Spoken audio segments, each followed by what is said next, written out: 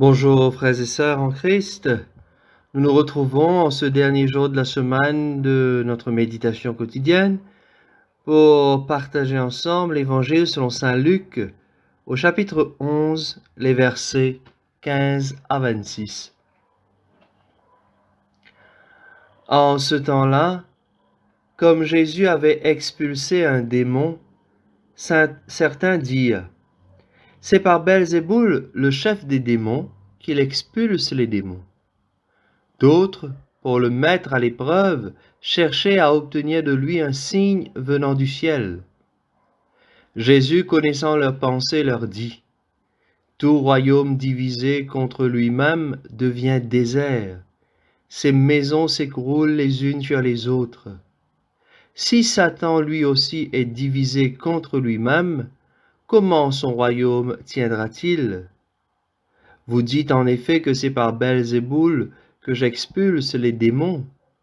Mais si c'est par Belzéboul que moi je les expulse, vos disciples, par qui les expulsent-ils?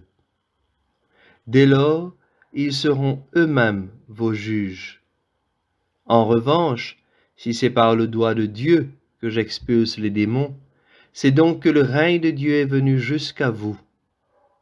Quand l'homme fort et bien armé garde son palais, tout ce qui lui appartient est en sécurité. Mais si un plus fort survient et triomphe de lui, il lui enlève son armement auquel il se fiait, et il distribue tout ce dont il l'a dépouillé. Celui qui n'est pas avec moi est contre moi. Celui qui ne rassemble pas avec moi disperse. Quand l'esprit impur est sorti de l'homme, il parcourt les lieux arides, en cherchant où se reposer. Et il ne trouve pas. Alors il se dit: je vais retourner dans ma maison, d'où je suis sorti.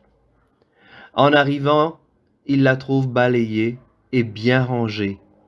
Alors il s'en va, et il prend d'autres esprits, encore plus mauvais que lui, au nombre de 7. Ils entrent et s'y installent. Ainsi, l'état de cet homme-là est pire à la fin qu'au début. Acclamons la parole de Dieu. Frères et sœurs, dans le passage de ce jour, Jésus fait bien comprendre à ses auditeurs que tout royaume divisé ne peut tenir. Non seulement il réfute le fait qu'on l'accuse d'expulser les démons par Belzéboul, le chef des démons, mais il affirme surtout que c'est le doigt de Dieu qui agit, et par l'intermédiaire de ses actions puissantes, c'est bien le règne de Dieu qui est arrivé pour ceux qui l'écoutent. L'argument suprême qui montre que Jésus n'agit pas au nom de Satan, c'est que sa prédication porte sur le règne de Dieu. Finalement, Jésus veut faire comprendre qu'il nous faut faire un choix. Ce n'est pas possible d'être neutre quand il s'agit du bien et du mal. En d'autres mots, il faut choisir son camp. Qui ne se range pas du côté de Jésus fait le mauvais choix. Ce matin, frères et sœurs, je vous invite simplement à cette prière pour demander à Jésus de nous exorciser du mal, le mal de ce coronavirus qui a paralysé des économies entières et causé la perte de nombreux emplois, obligeant des familles entières à vivre dans la précarité. Nous demandons à Jésus d'exorciser ce virus et toutes les autres maladies qui emportent des milliers de personnes chaque jour, tout en inspirant à nos dirigeants les meilleurs moyens pour aider les peuples à faire face à cette crise. Nous demandons à Jésus d'exorciser tous ces mal-êtres dans nos familles, toutes ces divisions qui parfois causent des divorces et des familles brisées.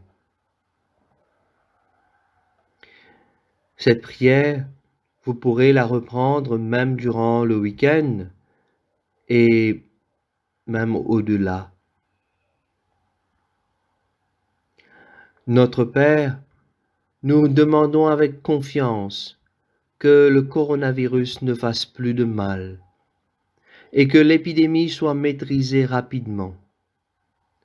Que tu rendes la santé aux personnes touchées et la paix aux endroits où elle s'est propagée. Accueille les personnes décédées de cette maladie. Réconforte leurs familles. Aide et protège le personnel de santé qui combat cette maladie. Inspire et bénis ceux qui travaillent pour la contrôler. Seigneur Jésus, docteur de nos âmes et de nos corps, nous nous sentons impuissants dans cette situation d'urgence sanitaire internationale. Mais nous avons confiance en toi. Donne-nous ta paix et ta santé. Marie, Notre-Dame du Rosaire, protège-nous. Continue de prendre soin de nous et de nous conduire avec ton amour vers ton Fils Jésus. Amen. Chers amis en Christ, je vous souhaite un excellent week-end.